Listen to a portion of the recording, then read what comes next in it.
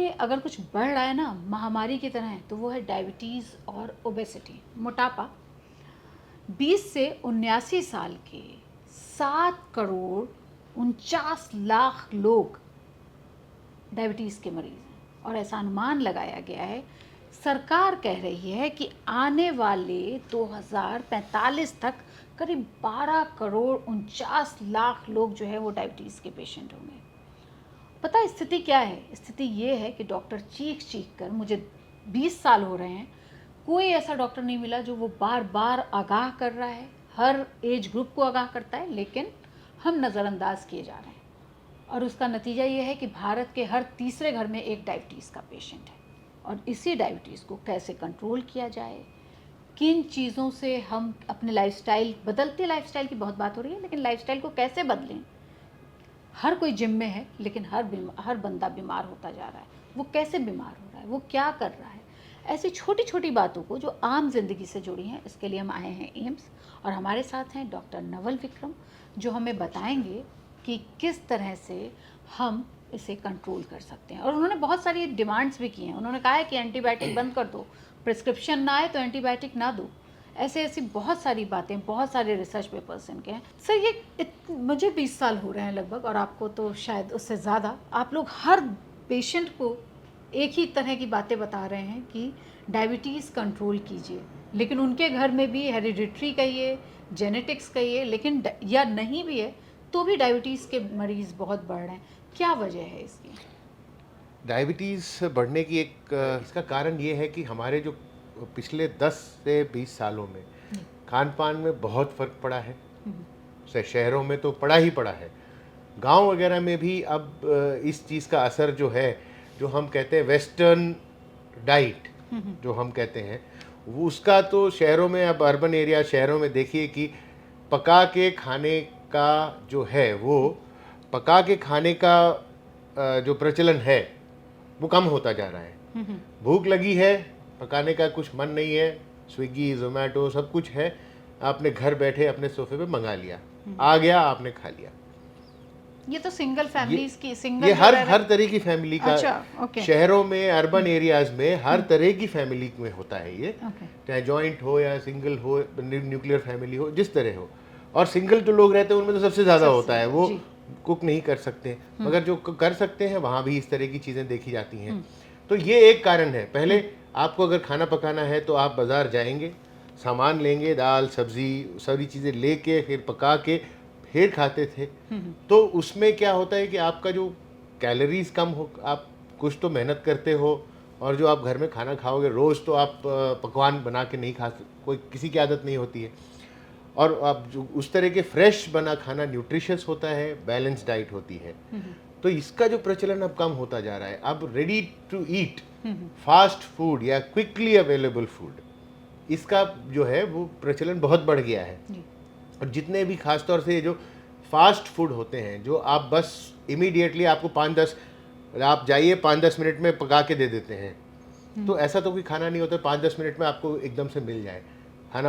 आप सब्जी काटेंगे, दाल भिगोएंगे, फिर आप खाना बनाएंगे, पकाएंगे, उसमें समय लगता है। मगर आज इस समय लोगों की फास्ट लाइफ इतनी हो गई कि उस चीज़ का इंतज़ार नहीं है लोगों को। बस मंगाया, जो जैसे बर्गर है, बन और सब डाला क्विकली, आपको 5 मिनट में, आप मैकडोनल्ड में जाइए, आप कुछ भी ऑर्डर करिए, 5 मिनट में आपके पास बर्गर आ जाता है, या किसी भी बर्गर जॉइंट में जाइए फॉर दैट मैटर। तो फास्ट फूड जो होता है उसमें एक तो कैलोरी ज़्यादा होती हैं। एक छोटा सा बर्गर 600-700 कैलोरी का होता है, जो आपका एक समय के खाने की कैलोरीज के बराबर होता है। और उसको लोग एज ए स्नैक लेते हैं, क्योंकि एक बर्गर, छोटे से बर्गर पे कोई रुकता नहीं है। वो तो एज ए शाम को चाय के साथ 5 बजे मन कर रहा है कुछ खाने का, चलो बर्गर खा लेते। मगर ये रियलाइज़ नहीं करते कि वो कैलोरीज जो है, आपने 600 कैलोरीज ले ली, जो आपके एक डिनर की कैलोरी के बराबर होती है, जिसमें 4 चपाती होती है, दाल होती है, दाल सब्जी चपाती, उसमें 600 कैलोरी होती है। ये आपने एक छोटे से बर्गर में ले ली। उसके बाद आपका डिनर भी होगा, आप करेंगे, क्योंकि ये आपकी भूख को कम नहीं करता है, ये सिर्फ आपके टेस्ट को, थोड़ा सा टेस्ट अच्छा लगता है, और मगर ये आपकी भूख, जो हंगर, सटाइटी होती है, उसको नहीं करता है। क्यों? क्योंकि इसमें सिर्फ कार्बोहाइड्रेट होता है, मेनली सॉल्ट ज़्यादा होता है, और जो ड्रिंक्स आप साथ में वो जैसे कुछ सोडा ये सब लेते हैं उसमें शुगर होता है। तो हाई फैट, सॉल्ट और शुगर, ये 3 चीज़ें होती हैं प्रिजर्व्ड फूड या रेडी टू ईट या फास्ट फूड में, ये 3 चीज़ें ज़्यादा होती हैं। ये जो 3 चीज़ें होती हैं ये आपको और खाने की क्रेविंग बढ़ाती हैं जी।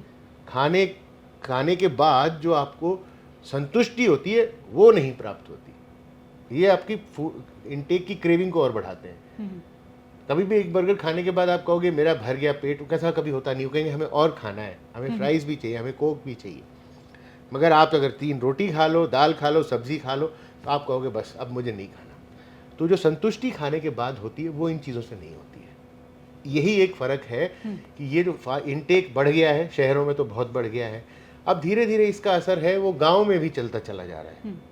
अच्छा, एक चीज़ और भी मैंने देखी गांव में देखा कि बर्गर के रूप में, अगर बर्गर जॉइंट जैसे यहाँ पे बड़े बड़े नाम मैं नहीं ले सकती, बड़े बड़े जॉइंट्स जैसे हैं, वहाँ पे आप जाते हैं, बर्गर तला हुआ नहीं होता है, लेकिन वहाँ पे गांव में जो है वो टिक्की भी तल रहे हैं और बर्गर के बंस को भी वो तल देते हैं जी। और उसके बाद वो रैप करके देते हैं सॉस वगैरह लगा के। तो वो मुझे लगता है कि वहाँ इन्फॉर्मेशन कम है और इस तरह का टेस्ट बर्ड्स को बढ़ाने के लिए वो ज़्यादा दिया जा रहा है। बिल्कुल बिल्कुल, क्योंकि ज़्यादा अब आप जो बर्गर जॉइंट्स कहीं भी जाएंगे वो आपको आजकल कहेंगे कि होल व्हीट चाहिए या मैदा बन या मल्टी ग्रेन और ये वो बहुत सारी चीज़ें ऑप्शन आपको देते हैं कि सो कॉल्ड हेल्दी। हाँ जी। मगर वो हेल्दी नहीं है, उसमें सिर्फ आपने आटा या वो कुछ बदला है, मगर बाकी जो चीज़ें वही हैं। उसका जैसे गांव में चले जाएं वो उतना सोफिस्टिकेशन में नहीं होता है, छोटा सा कोई अपना बना के खोल के बैठा होता है, रेडी पे बैठा होता है, वो सारी चीज़ें फ्राई करके आपको दे रहा होता है। अब आप कहेंगे कि एक फ्राइड किसी भी चीज़ को आप फ्राई कर दो टेस्टी तो हो ही जाती है, मगर उसके साथ उसकी कैलोरीज भी बढ़ जाती हैं। तो वो लोग उसको चाट की तरह खाते हैं जी, जैसे चाट या स्नैक टाइम चाय के साथ खा लिया। तो वो सब चीज़ें जो हैं वो गांव वगैरह में भी इन सब चीज़ों का प्रचलन काफ़ी बढ़ता चला जा रहा है।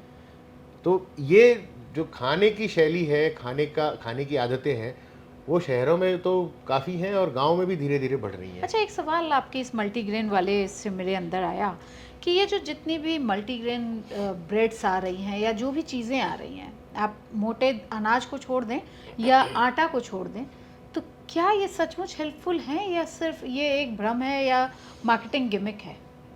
जैसे ब्रेड आ गई, मल्टीग्रेन ब्रेड्स आ रही हैं, गेहूं के अलग आ रही है, और मैदे वाली तो हम लोग बचपन से खाते रहे थे जिसको कि हटा दिया है। मतलब मार्केट में वो थोड़ा कम हो रहा है जैसे जैसे लोग जागरूक हो रहे हैं, लेकिन ये उतना भी अच्छा है क्या जो ये मल्टीग्रेन? अब देखिए कि इसमें कहते हैं कि मल्टीग्रेन है, हमने बड़े सारे ग्रेन्स डाले हैं, अब उसमें क्या प्रोपोर्शन है, एग्जैक्टली कितना प्रोपोर्शन डाला हुआ है, क्या है, ये तो किसी को पता नहीं है। मार्केटिंग हो जाती है मल्टीग्रेन के नाम से। अब किस हद तक है, अब उसको किया जाए तो हो मल्टीग्रेन अगर वाकई में है तो मैदा से तो बेहतर है, मगर फिर भी कैलोरीज तो उसमें भी हैं।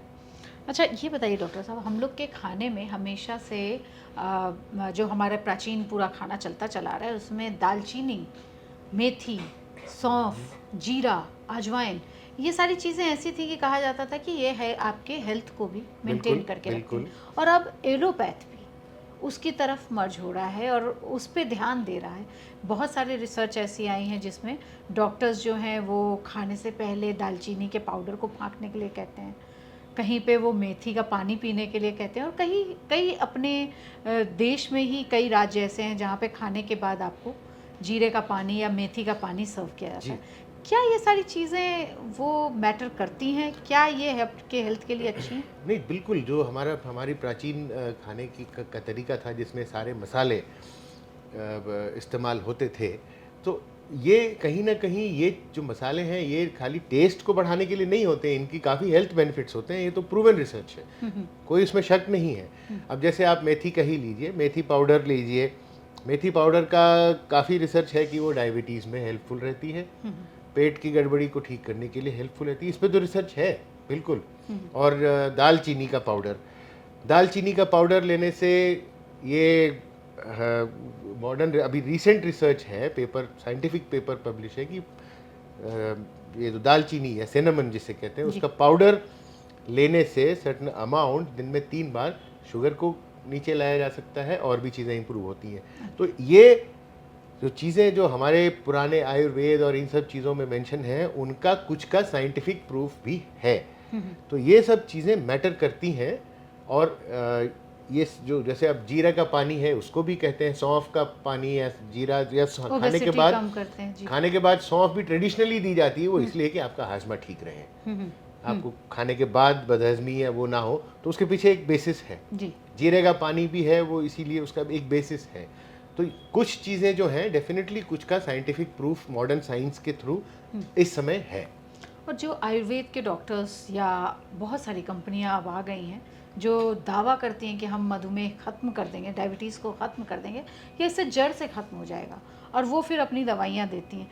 क्या आपको लगता है कि इन दवाओं से, ये आपने सिनेमन पाउडर और मेथी के लिए तो मान लिया, क्या उन दवाओं से सचमुच, क्योंकि आधी जनता वो एलोपैथ की मेडिसिन से बचने के लिए उन दवाओं की तरफ जाती है, आयुर्वेद की तरफ, और उसका कोई रिसर्च नहीं होता, लेकिन वो दवाएं वो खाते हैं। वैद्य जी हुआ करते थे, वैद्य जी देते हैं, वो एक अलग बात है कि हल्दी का हमारा एक साइंटिफिक था कि भाई आपका कट लग गया है तो आप हल्दी खाओ, या कोविड के समय हल्दी का सेवन बहुत बढ़ा और उसने बहुत सारी चीज़ें भी बढ़ाई। लेकिन क्या ये आयुर्वेद के जो इतने सारे ऐसे ही रील्स के ज़माने में ऐड आ रहे हैं, क्या वो उतने बेनिफिट हैं या ये हमारी जनता को गुमराह कर रहे हैं?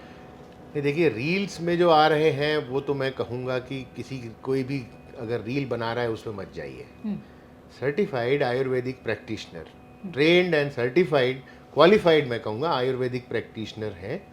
तो अगर, क्योंकि आयुर्वेद भी एक साइंस है, एक मेडिकल साइंस है, ऑल्टरनेटिव साइंस है, मगर उसमें भी हैं चीज़ें जो डिस्क्राइब करती हैं हमारे पुराने ग्रंथों और पुरानी चीज़ों को लेके। तो अगर क्वालिफाइड आयुर्वेदिक प्रैक्टिशनर कोई प्रिस्क्रिप्शन देता है तो वो फॉलो कर लीजिए। जहाँ तक कि कुछ चीज़ें जैसे मैंने कहा था, दालचीनी, मेथी, जामुन पाउडर, कुछ चीज़ों का आंवला, कुछ चीज़ों का अब जैसे हम कुछ चीज़ों का जो है scientific research, modern medicine, modern scientific method से भी वो प्रूव हो चुकी हैं। मगर बहुत सारी चीज़ें हैं आयुर्वेद में। अब क्योंकि वो मेरी स्पेशलिटी नहीं है तो मैं उसके बारे में ये नहीं कहूँगा कि वो बेनिफिशियल होती हैं या नहीं होती हैं। आयुर्वेद में बिल्कुल वो है कि वो हेल्प करती हैं, मगर अगर मैं कहूँ कि कोई इससे जड़ से कोई चीज़ ख़त्म कर देगा तो वो मानना मुश्किल है जब तक उसका कोई साइंटिफिक प्रूफ ना हो। अच्छा डॉक्टर साहब, एक बार हम लोगों की बात हो रही थी, एक दवा आई सेमाग्लूटाइड, जिसने एक दवा बनाई ओजेम्पिक। उस दवा से कहा गया कि वो जिसको भी वो संजीवनी की तरह आई, जो मोटापा भी कम करती है और डायबिटीज़ भी ख़त्म करती है। और वो थोड़ी महंगी है इसलिए क्योंकि डायबिटीज़ की दवाएं तो ऐसे भी थोड़ी एक्सपेंसिव होती हैं। भारत में अभी तक लॉन्च नहीं हुई, लेकिन क्या वो सचमुच आने वाले समय में जिस तरह से ये महामारी की तरह हम लोग बढ़ रहे हैं, हमारा देश, वो बेनिफिशियल होगी वो दवा? जी बिल्कुल। जो सीमाग्लूटाइड ओजेम्पिक जो है वो बाहर अवेलेबल है, इंजेक्शन फॉर्म में है, और उसी का भारत में वो ओरल फॉर्म में अवेलेबल है, रिबेल्सिस। तो ये जो दवाई जब शुरू हुई थी, जिसका जो इजाद किया गया था, तो वो डायबिटीज़ के लिए सबसे पहले इसका इजाद हुआ था, डायबिटीज़ में इस्तेमाल करने के लिए। डायबिटीज़ में इस्तेमाल करने के बाद देखा गया कि इसका तो वज़न पे भी काफ़ी अच्छा असर पड़ता है, वज़न कम होता है। फिर ये रिसर्च हुई कि क्यों ना इसको वज़न कम करने के लिए ख़ास तौर से इस्तेमाल किया जाए। फिर जो क्लिनिकल ट्रायल्स या स्टडीज़ हुई, फिर उसमें देखा गया कि ये वज़न पे बहुत अच्छा असर होता है। तो वो अब पहले सिर्फ डायबिटीज़ के लिए अप्रूव हुई, फिर उसके बाद ये वज़न कम करने के लिए भी अप्रूव हुई। तो ये धीरे धीरे इस तरह से, फिर एक सीमाग्लूटाइड जो है वो है, अब उसके बाद वो सीमाग्लूटाइड एक रिसेप्टर पे एक्ट करती है। अब दूसरी दवाइयाँ आ रही जो 2 पे एक्ट करती हैं और 3 पे एक्ट करती हैं, और भी कई सारी इस ग्रुप में। तो इस तरफ वज़न कम करने के लिए, क्योंकि मोटापा सब जगह की प्रॉब्लम है और वो एक मेजर प्रॉब्लम है जी। तो वो इस फील्ड में, क्योंकि डायबिटीज़ कंट्रोल करने के लिए बहुत सारी दवाइयाँ हैं, मगर मोटापे के लिए बहुत सारी दवाइयाँ नहीं हैं जो जिनका काफ़ी अच्छा वो असर हो। तो सीमाग्लूटाइड का फ़ायदा ये होता है कि एक तो वो आपकी शुगर को कंट्रोल करती है, दूसरा ये आपके वज़न को भी कम करती है। कैसे करती है? जब ये लेने के बाद आपको ज़्यादा देर तक जो है वो फुलनेस महसूस होती है। आप खाएंगे मगर आपको फुलनेस थोड़ा लंबे समय तक महसूस होगी, क्योंकि ये आपके ये आंतों के जो मूवमेंट होता है उसको स्लो कर देती है। ओके। क्योंकि जितना फास्ट मूवमेंट होगा उतनी जल्दी खाना पच जाएगा और आपको भूख फुलनेस का लगेगी। मतलब है भूख ना लगना, मतलब पेट आपका भरा भरा सा लगेगा। हाँ, जी। तो वो ज़्यादा देर तक आपको भरा भरा लगेगा, तो उस तरह से आप कम खाएंगे। दूसरा है इसका असर ब्रेन पे भी होता है। ब्रेन पे असर एक्ट करके ये आपकी भूख को भी कम करती है। तो दो तरह से इसका असर होता है, एक फुलनेस या ज़्यादा देर तक भूख ना लगना, और दूसरा एज सच आपका भूख कम करना। तो अगर ये दोनों चीज़ें कम करती है तो इसका इसीलिए वजन पे इसका सबसे बेहतर इफेक्ट होता है, और वो शुगर को भी कम करती है। तो क्या आने वाले समय में अगर ये मेडिसिन थोड़ी सस्ती हो जाती है तो ये जो महामारी की तरह हम बढ़ रहे हैं, क्या उसमें कुछ रोकथाम हो सकेगी? नहीं, रोकथाम तो हो सकती है, मगर मोटापा और शुगर के लिए अगर हम कहें कि हम कुछ ना करें, खाली सीमाग्लूटाइड या खाली इस दवाई की तरफ देखें, तो वो बिल्कुल अनुचित होगा। क्योंकि सबसे पहले हमें अपनी डाइट सुधारनी है। और डाइट में क्या क्या अगर हमें अगर मोटापे से बचना है या डायबिटीज से बचना है तो हमें अपनी डाइट सुधारनी है। डाइट में आपको यही चीज़ें, जैसे मैंने पहले कहा है कि high sugar, high fat, high salt, 3 चीज़ों का आप कंट्रोल करें। बैलेंस डाइट, जिसमें उचित मात्रा में आपके ग्रेन्स हों, उचित मात्रा में आपकी सब्जियां हों, उचित मात्रा में आपके फल हों, और उचित मात्रा में तेल हो। ये उचित मात्रा क्या है सर? एप्रोप्रिएट जो है, जो 1 चम्मच 2 चम्मच तेल का 3 अगर चम्मच। किसी का देखा जाए, दिन में आपके लिए 15 से 15 ml तक तेल पर पर्सन पर डे काफ़ी है।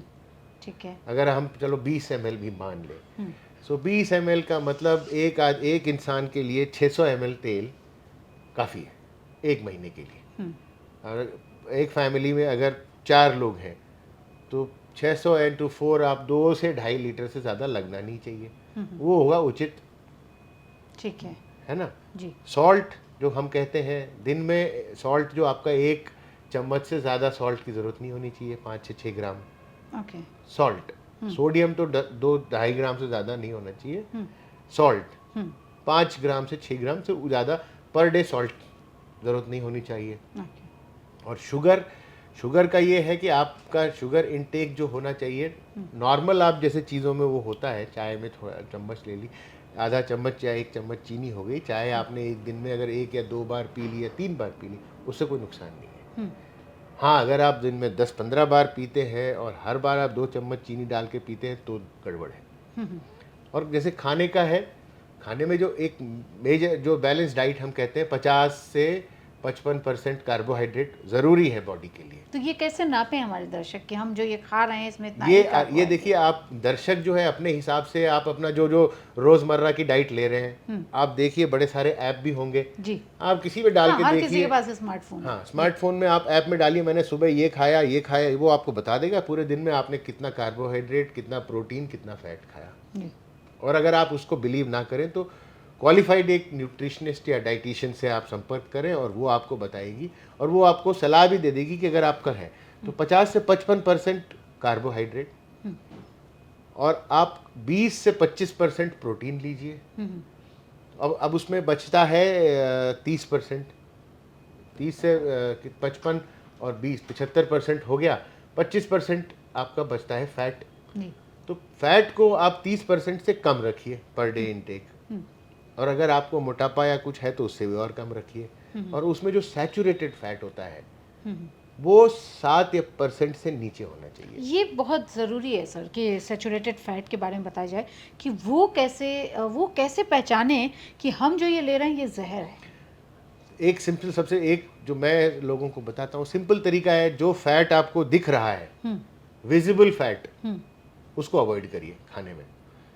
वो क्या है? आप हर खाने में कहीं ना कहीं तो आप लेंगे, ऊपर से घी लेते हैं, तेल वेल तो सब जगह है, जो आपको दिख रहा है कि फैट है, जो ये सब्जी अगर तेल में तैर रही है मत लीजिए। जैसे आप शाही पनीर या कुछ भी कोई डिश है, अगर वो आप देख रहे हैं कि ऊपर तेल तैर रहा है ना, तो उसको अवॉइड करिए। विजिबल फैट, जैसे आपने रोटी ली उसके ऊपर घी लगाया तो घी है विजिबल फैट, उसको अवॉइड करिए। और जो भी वो फैट होता है जो रूम टेम्परेचर पे जम जाता है वो ठीक नहीं। उसको बहुत ही कम मात्रा में लीजिए, है ना। जैसे तेल होते हैं आपके जितने भी कुकिंग ऑयल्स होते हैं, हाँ, इस पे भी एक बड़ी बहस है। वो रूम टेम्परेचर पे हमेशा लिक्विड फॉर्म में होते हैं। हाँ। और आप घी रखें रूम टेम्परेचर पे जम जाता है, और जो बटर होता है रूम टेम्परेचर पे जमा होता है ना। जी। तो वो जो जनरली रूम टेम्परेचर उसमें जो सॉलिड होता है, या उसको थोड़ा सा कूल करें तो वो सॉलिड हो जाता है। अगर आप कुकिंग ऑयल को फ्रिज में रखोगे वो ठंडा, वो जमेगा नहीं, वैसे ही रहेगा। घी जम जाता है, सब जो चीज़ें जम जाती हैं वो फैट जो है उसमें सैचुरेटेड की मात्रा ज़्यादा होती है, उसको कम से कम अवॉइड करिए जितना हो सके। एक और सवाल फिर आपके इस सवाल के इस जवाब के बाद आया, वो 5 तेल या वो 5 एडिबल ऑयल कौन से हैं जो हमें डेली अपने खान पान में शामिल करना चाहिए? देखिए, कोई भी ऑयल 100% आइडियल या परफेक्ट नहीं है। जनरली उसमें ये होता है कि mono unsaturated fat, poly unsaturated fat, अलग अलग तरह के फैटी एसिड होते हैं। इनका कॉम्बिनेशन किस ऑयल में, हर एक ऑयल में अलग अलग है। तो जो एक प्रोपोर्शन, जो आइडियल प्रोपोर्शन होता है ओमेगा 3 ओमेगा 6 फैटी एसिड्स का, वो हर एक तेल में अलग है। जो लगभग अच्छे तेल जो माना जाता है आइडियल के close to ideal but not ideal, जो होता है ऑलिव ऑयल, जो बहुत महंगा है, वो हर एक के लिए रोज़मर्रा इस्तेमाल करने अफोर्ड नहीं कर सकते हैं। प्लस वो इंडियन कुकिंग के लिए ठीक भी नहीं है। इंडियन कुकिंग जो होती है उसमें फ्राइंग हीटिंग ज़्यादा होता है ना। तो वो जो है वो नहीं, उसके लिए ऑलिव ऑयल ठीक नहीं है। मगर ये है कि उसमें close to ideal olive oil है, उसके बाद कनोला है, फिर आप जो safflower, rapeseed oil, sunflower oil, groundnut oil, ये सब अलग अलग हैं। और मस्टर्ड ऑयल, आने वाली थी। मस्टर्ड ऑयल बढ़िया होता है, मगर मस्टर्ड ऑयल के साथ ये है कि वो प्योर होना चाहिए, क्योंकि अगर मस्टर्ड ऑयल में कोई मिक्स है तो फिर वो प्रॉब्लम कर सकता है। अच्छा, 2 मस्टर्ड हमारे यहाँ होती हैं, एक पीली सरसों एक काली सरसों। मतलब सवाल जो होते हैं आम जनजीवन में, जब हम लोग बोलते हैं अपने घरों में भी कि सरसों का तेल खाते हैं, तो वहाँ कहा जाता है कौन सा सरसों का तेल खाएं, काली वाली का या पीली वाली का? किसी तो का भी खाइए आप, लेकिन सरसों का तेल। सरसों के तेल के साथ ये होता है कि सरसों का तेल फ्राइंग के लिए बेस्ट होता है। अगर आपको फ्राई करना है, क्योंकि फ्राइंग प्रोसेस में टेम्परेचर बहुत हाई जाता है क्विकली, तो उस प्रोसेस में जो है वो ट्रांस फैटी एसिड ज़्यादा बनते हैं जितना ज़्यादा आप फ्राई करेंगे। तो फ्राइंग के लिए सरसों बेहतर है। बाकी जो यूजुअल कुकिंग के लिए बाकी आप ऑयल यूज़ कर सकते हो। और बेहतर तो ये होता है कि आप फ्राइंग के लिए सरसों यूज़ करिए, नॉर्मल कुकिंग के लिए दूसरा यूज़ करिए, और ऑयल्स को रोटेट करिए, बदलते रहिए, तो वो एक बढ़िया होता है। एक ही तरह का ऑयल बजाय हमेशा खाने के आप ऑयल्स को रोटेट करिए, तो वो भी ठीक है। उससे भी आपका जो प्रोपोर्शन है वो आइडियल मिल जाता है। और घी की बात हो रही थी जी, तो हम लोगों के घर में देशी घी बहुत लोग निकालते हैं, बहुत मार्केट में भी, और हम लोग हमारे यहाँ तो बड़े बुजुर्ग कहते रहे हैं दूध देशी घी ना खाया तो क्या खाया। तो ऐसे में जब ये बीमारी इतनी तेज़ी से बढ़ रही है तो दूध देशी घी का क्या करें? देसी घी जो है उसके फ़ायदे बहुत हैं, काफ़ी उसमें रिसर्च हुई है, उसमें फ़ायदे भी हैं, मगर है वो फैट तो है ही। आप अगर उसको मॉडरेट अमाउंट में लेंगे तो बहुत बढ़िया है। अगर आप देसी घी भी आप ज़्यादा अमाउंट में लेंगे तो वो तो आपका फैट बढ़ाएगा ही, कैलोरीज बढ़ाएगा, आपकी बॉडी में कोलेस्ट्रॉल लेवल्स तो वो भी बढ़ाएगा। तो मॉडरेशन इज़ द की। मतलब वही आधा चम्मच और 1 चम्मच बस। हाँ।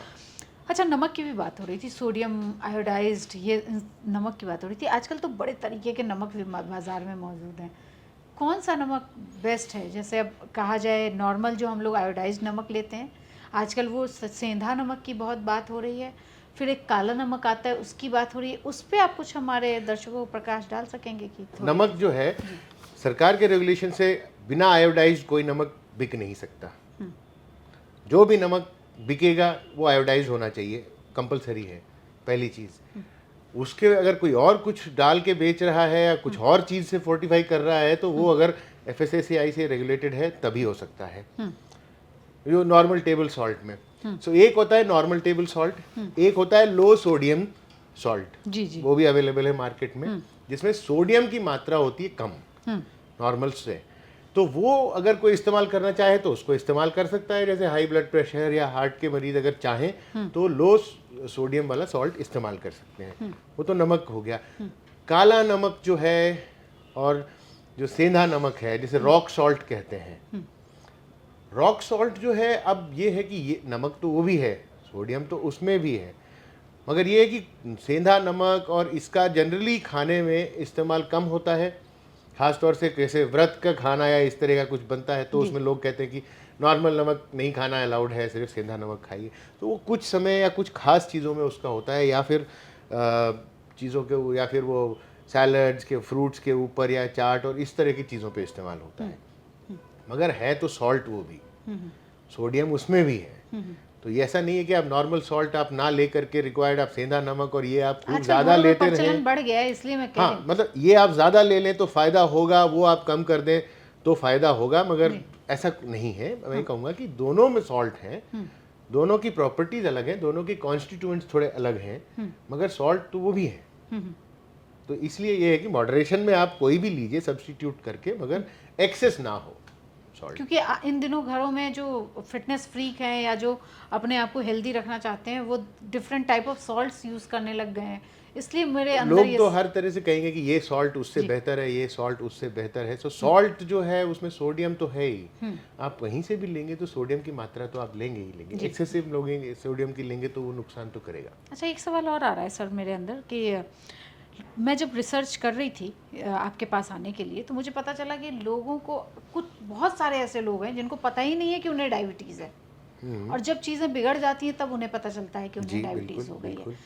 तो वो लोग जिन्हें नहीं पता है और उनके अंदर ये सिम्टम्स आ रहे हैं, जो आपको देख भी रहे होंगे, वो कैसे जाने कि उन्हें डायबिटीज़ हो गई है, या उन्हें एक बार चेकअप कराने डॉक्टर के पास चले जाना चाहिए? वो सिम्टम्स, 5 सिम्टम्स। देखिए, स्क्रीनिंग के लिए तो हम कहते हैं कि अगर किसी के पेरेंट्स को डायबिटीज़ है, मदर फादर को डायबिटीज़ है, तो वो जो गाइडलाइंस कहती हैं कि 35 इयर्स के बाद एक बार अपना टेस्ट करा लें, और 3 साल में कराएं। अच्छा, एक बार जनरली 35 इयर्स के जो आप हो गए तो आप स्क्रीनिंग फॉर डायबिटीज़ कहते हैं। जनरली 35 के बाद एक बार करा लें सारे अपनी स्क्रीनिंग, और अगर कुछ नहीं है तो may be 1 in 3 to 5 years अपना स्क्रीनिंग दोबारा कर लें। ठीक है। अगर आप मोटे हैं, अगर आप मोटापा है आपको और फैमिली हिस्ट्री भी स्ट्रांग है, तो चांसेस हैं कि आपकी रिस्क ज़्यादा है। तो उस सिचुएशन में आप ज़्यादा फ्रीक्वेंटली करा सकते हैं, मे बी 1 in 2 years और 1 year और 2 years, उसमें फ्री आप स्क्रीनिंग करा लीजिए। पहली चीज़। दूसरी चीज़ ये हो गई।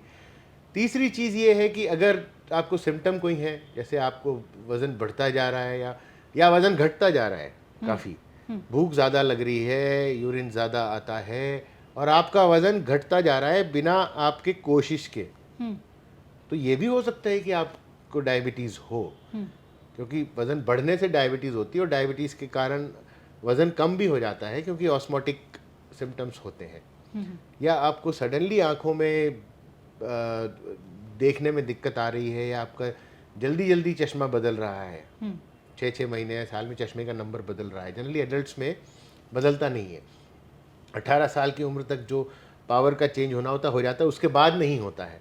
मगर अगर किसी का जल्दी फ्रीक्वेंटली पावर चेंज हो रही है, इसका मतलब चेक करना ज़रूरी है कि कहीं पर्दे पे और वो दिक्कत तो नहीं है डायबिटीज़ की वजह से, और कोई घाव है जो भरने में बहुत ज़्यादा समय लगता हो।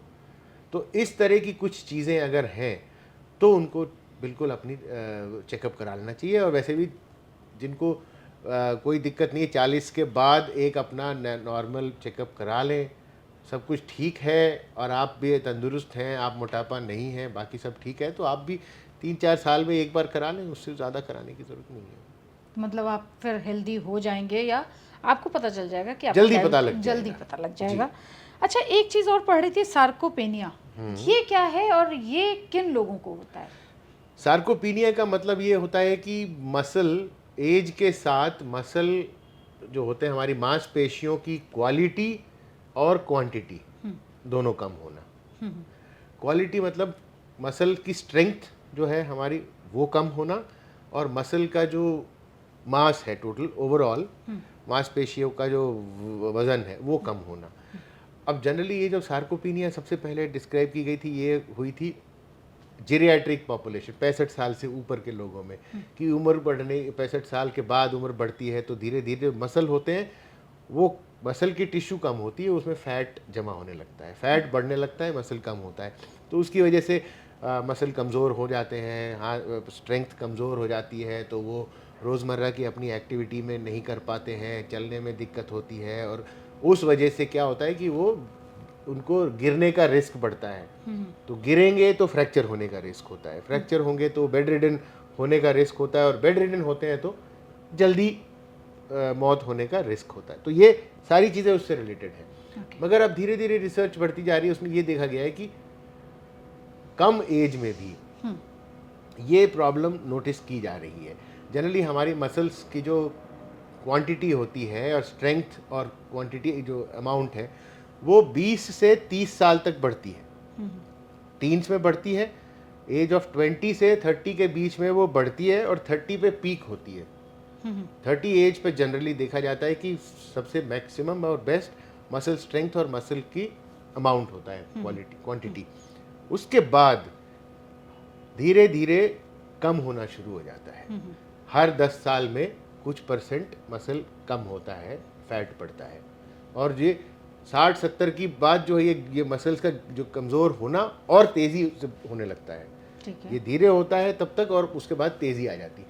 तो ये जो चीज़ें हैं, मसल जो है कमज़ोर मसल, कमज़ोर स्ट्रेंथ, और कम मसल, फैट ज़्यादा, इसको सार्कोपीनिया, कम मसल को सार्कोपीनिया कहते हैं। और ये यंगर लोगों में भी 40, 50, 60 इनमें भी देखा जा रहा है। और इसकी इम्प्लीकेशन क्या है, हम ये क्यों देखना चाहते हैं?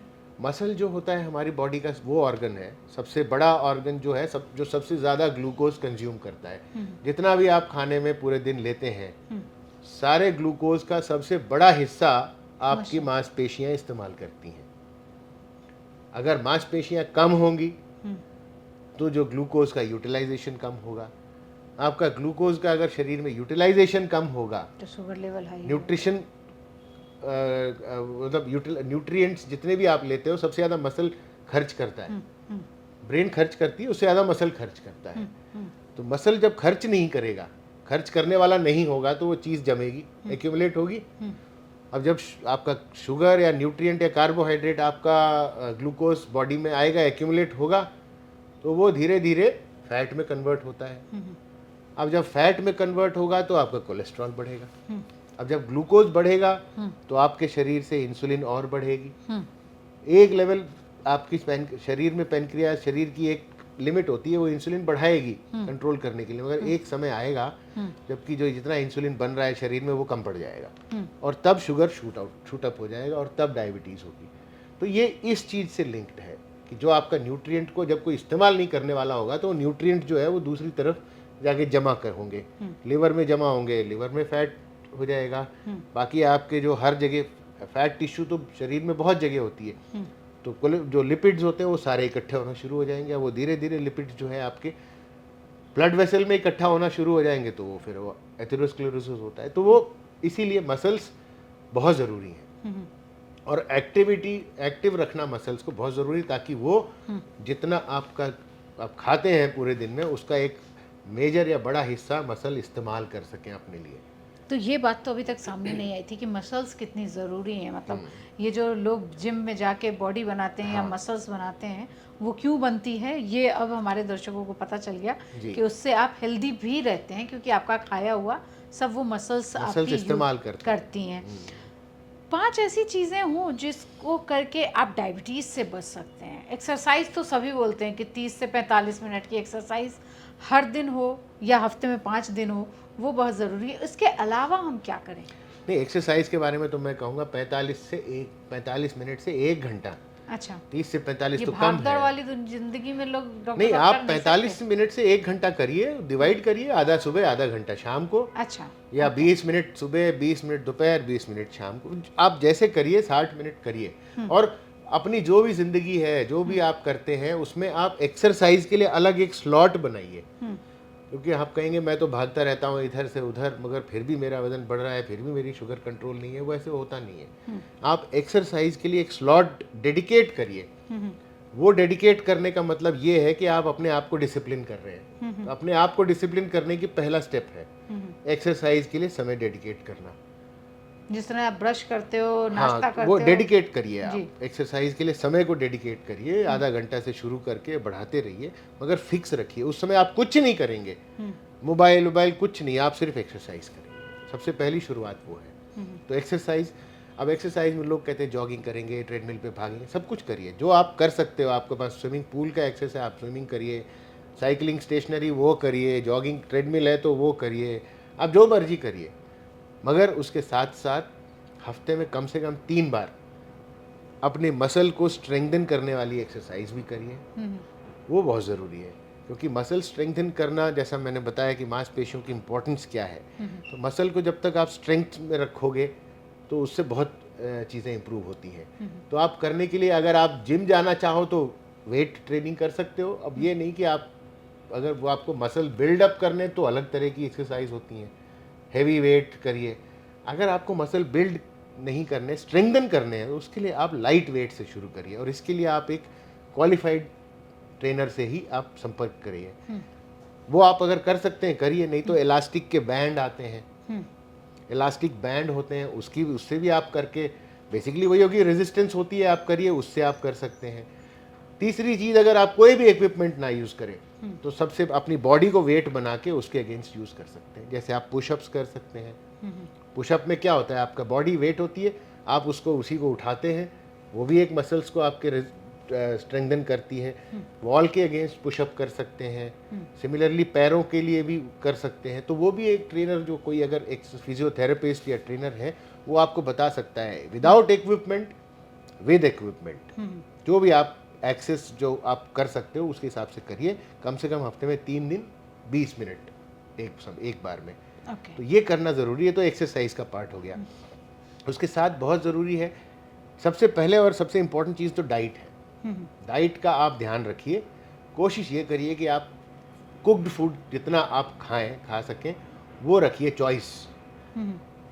हम सब की ज़िंदगी बहुत फास्ट है, कभी ना कभी ऐसा होता है कि हमारे पास समय नहीं है, मगर कोशिश करिए कि खाने के लिए भी समय डेडिकेट करिए। कम से कम 20-25 मिनट आप डेडिकेट करिए, जिसमें आप बैठ के चबा के तसल्ली से खाना खा सकें। ये नहीं कि आपने लिया बिना चबाए बस आप निगलते जा रहे हैं और उसमें जो मिल जाए आप खा लेते हैं। उसको अवॉइड करके proper cooked balanced food as much as possible. खासतौर से अब घर में हो तब, बाहर हमारी चीज़ें कंट्रोल में नहीं होती हैं, हमें क्या मिल रहा है। क्या हो सकता है अपने घर का, जो घर की थाली होती है, घर की थाली, घर की थाली में कौन सी दाल इम्पोर्टेंट है? अरहर की दाल, आप कोई भी दाल लीजिए, वो अपनी चॉइस से लीजिए जी, लेकिन सभी दाल आप अपनी चॉइस की लीजिए। ऐसा कुछ नहीं, अरहर की दाल मूंग की दाल से अच्छी है या चने की दाल से अच्छी है या उर्द की दाल, आपको जो चॉइस है, आपका जो आपका ट्रेडिशन है। अगर आप साउथ इंडियन है तो जो आपका ट्रेडिशन है, नॉर्थ इंडियन है या आप वो है, आप ईस्ट से हैं या वेस्ट से हैं, कहीं से भी हो, जो आपका वो होता है होम कुक्ड ट्रेडिशनल थाली या फूड, वो आप लीजिए, वो आप खाइए तो बेहतर है। फास्ट फूड जितना अवॉइड करिए। जो चीज़ फास्ट मिलती है वो हमेशा अच्छी नहीं होती। Fast food, majority fast foods are fat foods, they increase that, तो वो अवॉइड करिए जितना हो सके। और visible fat, high sugar, high salt, ये जित भी चीज़ों में आपको लगे वो आप जितना अवॉइड कर सकते हैं उतना करिए। खाने का तो ये है, डाइट का सबसे इम्पोर्टेंट। और हमारी इंडियन ट्रेडिशनल डाइट बहुत अच्छी थी, जितना हो सके आप उसको फॉलो करिए। वेस्टर्न डाइट को जितना अवॉइड करना है करिए। अब कभी कभी आप सबका मन करता है पिज्ज़ा, बर्गर, पास्ता, ठीक है, once a while it is okay, but वो एक रूटीन नहीं होना चाहिए। चीट डाइट आजकल उसको कहते हैं। चीट डाइट कर लीजिए, बट रूटीन ना बने वो। बस कई लोगों का वो रूटीन होता है कि ब्रेकफास्ट में बर्गर, लंच में पिज़्ज़ा, रात में pasta, so everything is ordered and तो वो सब जितना उसको अवॉइड करिए। डाइट तो वो इम्पोर्टेंट है। तीसरा, डाइट और एक्सरसाइज सबसे इम्पोर्टेंट है मोटापे से बचने के लिए। तीसरा एक इम्पॉर्टेंट चीज़ है स्ट्रेस। स्ट्रेस को आप अपना जितना कम करने की कोशिश करें। सबकी लाइफ स्ट्रेसफुल है, चाहे वो छोटी सी पोस्ट पे हो या सबसे बड़ी पोस्ट पे हो, हर कोई स्ट्रेस्ड आउट है, बुरी तरह स्ट्रेस्ड आउट है। मगर स्ट्रेस को अपनी लाइफ में, अपनी लाइफ की हर चीज़ में ना घुसने दें। जितना हो सके स्ट्रेस को अवॉइड करने की कोशिश करें। नहीं अवॉइड कर सकते हैं तो आप अगर काम की जगह पर, तो अपना स्ट्रेस काम की जगह छोड़ के आ जाइए। जब ऐसा घर possible आइए है डॉक्टर? करना, वो आपको वही कह रहा हूँ ना, डिसिप्लिन, एक कोशिश करने की ज़रूरत है कि जब आप ऑफिस में हैं तो अपना स्ट्रेस ऑफिस में छोड़ दें। जब घर आएँ तो आपने घर में अपनी फैमिली मेम्बर्स के साथ टाइम स्पेंड करिए, या आपको गार्डनिंग का शौक़ है, या आपको सिंगिंग का शौक़ है, या आपको कुकिंग का शौक़ है, या आपको जिस भी चीज़ का शौक़, वो उसके लिए टाइम निकालिए घर में और डी स्ट्रेस करिए। अगर आपको वॉकिंग करके डी स्ट्रेस होते हैं तो वो करिए, अगर आपको टीवी देख के डी स्ट्रेस होता है तो वो करिए, मगर ये नहीं घंटों टीवी के आगे बैठे रहें, फिर वो स्ट्रेस होने, वो डी स्ट्रेस के बजाय वो एक अपने आप में स्ट्रेस होने लगता है। तो जो भी आपको लगता है वो करिए डी स्ट्रेस होने के लिए, और योगा करिए, मेडिटेशन करिए, क्योंकि ये तो प्रूवन फैक्ट है कि योगा और मेडिटेशन जो है वो आपके सेंसेस को काम करता है, आपके हार्ट रेट को कम करता है, वो सारी चीज़ें करता है। तो मेडिटेशन, डी स्ट्रेस वाले जो भी आप करना चाहें वो करिए।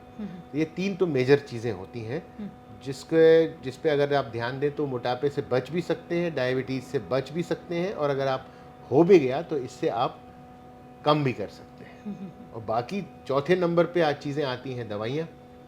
दवाइयों का इन सब के बाद आता है नंबर। अगर आप ये सब कर लेंगे तो वहाँ तक पहुँचने की नौबत नहीं आएगी, और अगर आ भी गई तो कम से कम दवाइयों में आपका काम चल जाएगा, और उसके साथ ये चीज़ें चलेंगी। ये सीक्वेंशियल होता है। डाइट, एक्सरसाइज बहुत ज़रूरी है, फिर स्ट्रेस, डी स्ट्रेसिंग बहुत ज़रूरी है। ये तीनों चीज़ें तो बाय डिफ़ॉल्ट हैं। उसके बाद दवाई चाहिए या नहीं वो बाद में देखी जाएगी। और अगर दवाइयों से भी काम नहीं चलता है, या आपकी हाई डोज और वो सब है, तो फिर 5वां विकल्प होता है सर्जरी। आजकल मोटापे के लिए भी सर्जरी होती है, मेटाबॉलिक एंड बैरियाट्रिक सर्जरी होती है। तो bariatric, metabolic surgery, metabolic and bariatric surgery, तो वो नंबर जो होता है वो लास्ट में है। वो एक तरीके से सर्जरी में कहूँगा कि ये आपको फोर्स करने वाली बात है। पहले से हम आपको कह रहे हैं कम खाइए, इस तरह की चीज़ें मत खाइए। अब जब सर्जरी में पेट ही हम काट के 1/4 कर देंगे तो आप कैसे खाओगे? खा ही नहीं सकते। तो वो सर्जरी जो है वो एक तरीका है to force you to follow what you have been told earlier. That is the thing. चलते चलते 2 सवाल और पूछ लें, क्योंकि बच्चे हमारे भविष्य हैं, और बच्चों में बहुत तेज़ी से डायबिटीज़ बढ़ रही है और मोटापा भी उसी तेज़ी से बढ़ रहा है। आजकल तो स्कूलों में कहा जा रहा है कि आज हर हफ्ते के मील्स बना दिए गए हैं, लेकिन वो भी कंट्रोल नहीं कर पा रहे हैं बच्चों को। उनके लिए आपकी क्या एडवाइस? बच्चों के लिए तो मैं ये कहूँगा कि जैसे बच्चों में देखा जाए, छोटे बच्चों में मोटापा होता है तो वो बहुत ही कम, 1% या उससे कम भी जेनेटिक होता है। मगर मेजर चीज़ है जो कॉन्स्टिट्यूशनल ओबेसिटी है, एनवायरनमेंट की वजह से है, आदतों की वजह से है। मेजर तो वो है बच्चों में। बच्चों के घर का एनवायरनमेंट, अगर पेरेंट्स ही रोज़ आपका ऑर्डर करके खा रहे हैं तो बच्चा कहाँ तक रेजिस्ट करेगा? बच्चे आजकल रूम से, सोफे से बाहर नहीं निकलना चाहते। पहली चीज़ डाइट, बच्चों में अच्छी डाइट और समय से सोना, ये आदत डाली जाए पेरेंट्स को। और दूसरी चीज़ फिज़िकल एक्टिविटी। स्कूलों में भी आजकल फिज़िकल एक्टिविटी पे अब फिर से एम्फेसिस हो रहा है। पहले तो ये होता कि पीटी पीरियड है तो नहीं, कोई बात नहीं, एक्स्ट्रा क्लास होगी क्योंकि वो सिलेबस कवर करना है। वो नहीं होना है। जितना इनकरेज किया जाए उनको ग्राउंड में, पूरे दिन में आधा घंटा कम से कम उनको ग्राउंड में भागने दो, या जिस चीज़ में वो भाग लेना चाहें। तो फिज़िकल एक्टिविटी जो स्कूल में इनकरेज की जाए, घर पे लाएँ, घर पे स्कूल से आके जो करके वो भी किया जाए। ये नहीं कि आते ही पहले आप होमवर्क पे बैठ जाओ, फिर आप कंप्यूटर पे बैठ जाओ, फिर आप टीवी पे बैठ जाओ। वो चीज़ें जितना सेडेंट्री स्क्रीन टाइम कम कर सकें वो ज़रूरी है। फिज़िकल एक्टिविटी बहुत ज़रूरी है। और जो आजकल स्कूलों में ये भी ख्याल एक लेजिस्लेशन भी पास हुआ था कि स्कूलों में फास्ट फूड या जो हार्मफुल फूड है वो अब नहीं दिया जाएगा कैंटीन में। तो ये कुछ हद तक इसका असर पड़ा है। जैसे पहले स्कूलों में समोसे, कचौड़ी, इस तरह की चीज़ें होती थी फास्ट फूड, वो अब अवेलेबल नहीं है, एटलीस्ट दिल्ली के स्कूलों में। और भी कई स्टेट्स ने ये मुहिम चालू करी है, तो जिनका असर पड़ा है। सो डाइट घर पे, बहुत ज़रूरी है। फिज़िकल एक्टिविटी जो स्कूल में और घर पे, और वो घर पे पेरेंट्स का, स्कूल में टीचर्स का, और अवेलेबिलिटी इस तरह की ना हो उनको, जो स्कूल में एनवायरनमेंट फूड का है वो थोड़ा सा हेल्दी किया जाए। तो ये जो 3 मेजर चीज़ें हैं, और बाकी ये है कि जल्दी से ही उन्हें एटलीस्ट अवेयरनेस पेरेंट्स को दी जाए कि ये बच्चा हेल्दी नहीं है, ये मोटा है, इसको मोटापा है। हाँ, क्योंकि हमारे यहाँ तो बच्चे हमारे यहाँ गोलू-मोलू हो बच्चे तो अगर थोड़े चब्बी होते हैं तो बोलते हैं हाँ हेल्दी है, खाते पीते घर का है।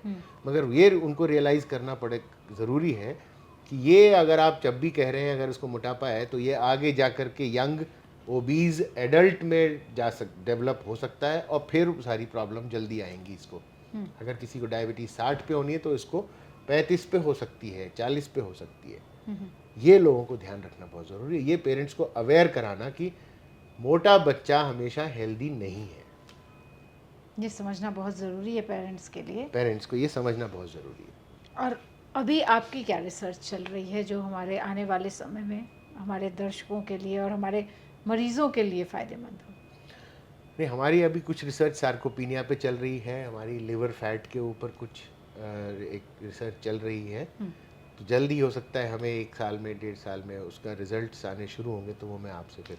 तो अल्कोहल वाले जो फैटी लिवर की बात होती थी अभी तक, अब विदाउट अल्कोहल फैटी लिवर्स की बहुत बात हो हाँ, रही ये है। नॉन अल्कोहलिक फैटी लिवर जो है हाँ, वो भी है। वही मैं, नॉन अल्कोहलिक फैटी लिवर जो है जनरली इसका कारण होता है मोटापा, यही डाइट, ओबेसिटी, इंसुलिन रेजिस्टेंस, यही 3 चीज़ें होती हैं मेजर कॉज उसका। ओके सर, एक एआई बहुत तेज़ी से मेडिकल लाइन में आ रहा है, क्योंकि कहा जा रहा है कि आर्टिफिशियल इंटेलिजेंस जो है वो मेडिकल लाइन में क्रांति ला सकता है, जैसे मीडिया में या किसी और भी जी, सारी बिल्कुल। जगहों पे। वो कितना डायबिटीज़ को कंट्रोल करने में क्या वो मदद करेगा? क्या इससे कुछ आप लोगों को फ़ायदा होगा या आम जनता को कुछ एआई फ़ायदा? में देखिए, एआई अब हर फील्ड में आ रहा है, डायबिटीज़ में भी है। जैसे एक है कि आपका ऐप आ गए हैं जिसमें आप उसमें सब फीड करते रहिए डेली का, और वो आपको बताता रहेगा कि आपने ये किया, आपने वो किया, आपने ये आज इतना खाया, आपने नहीं कल इतना खाना, और वो चीज़ें सारी इन्फॉर्मेशन आपको दे सकता है, वो गाइड कर सकता है। तो उससे आपको लगता है कि 49 में जो हम सबसे ज़्यादा वाले जो होने जा रहे हैं पूरी दुनिया में, हेल्प कर सकता है, वो आपको डेफिनेटली हेल्प कर सकता है। उससे मगर ये है कि जब तक एआई तो है, एआई तो हर चीज़ में रेवोल्यूशन ला रहा है, मगर जब तक एक फिजिशियन का टच ना हो उसमें, तब तक खाली एआई बेस्ड चीज़ों पे निर्भर होना मेरे हिसाब से सही नहीं है। लेकिन कहते हैं ना कि एआई आपको, अगर आपने आज जांच कराई, अगर मैं आज जांच करा के जा रही हूँ, तो वो 3 साल बाद मेरे को क्या बीमारी होने वाली है वो भी बता देगा। वो तो सारी जो देखिए, अब वो एआई में सारी चीज़ें होती हैं। जैसे अगर किसी को आज मोटापा है, तो जैसे वो कई सारे क्या कहते हैं वो स्कोर्स होते हैं, जो स्कोर बताएंगे कि 10 ईयर रिस्क कितना है, अगले 10 साल में आपको डायबिटीज़ होने का रिस्क 20% है। और अगले उसमें ये कैलकुलेटर्स होते हैं, आप वेब पे जाएंगे, हर चीज़ का cardiovascular risk calculator, diabetes risk calculator. तो वो एआई जो है वो उससे सारी चीज़ों को देख करके, पैरामीटर्स को ले करके वो बताएगा कि 3 साल में आपको ये इतना हो सकता है, 5 साल में ये हो सकता है। वो एक अनुमान है, और वो अनुमान जो है वो अब हम भी उसको लगाते हैं। वो एक अनुमान है। अनुमान को आप एक भविष्यवाणी ले करके एकदम सीरियसली ले करके जाना ठीक नहीं है। हाँ, आप अगर उसको समझें कि अगर ऐसा हो सकता है तो आप सचेत हो जाएं, वो ठीक है, मगर कोई ज़रूरी नहीं कि ऐसा ही होगा। जी। वो आपको सिर्फ, ये रिस्क कैलकुलेटर भी यही कहते हैं कि आपका सारा कोलेस्ट्रॉल लेवल, शुगर लेवल डाला, वो कहेगा कि अगले 10 साल में आपको हार्ट डिजीज होने का रिस्क 20% है या 30% है। तो मतलब 10 साल में 30% चांस है कि आपको हार्ट अटैक आएगा। तो वो एक रिस्क बताता है ताकि उससे आप सचेत हो जाएं, और अभी से आप प्रिकॉशन लेना शुरू करें। लेकिन 49 में हम महामारी के रूप में बिल्कुल डिक्लेयर होने जा रहे हैं, ऐसा आपको लग रहा है? अगर अभी से हमने स्टेप्स लेने शुरू कर दिए तो फिर शायद नहीं।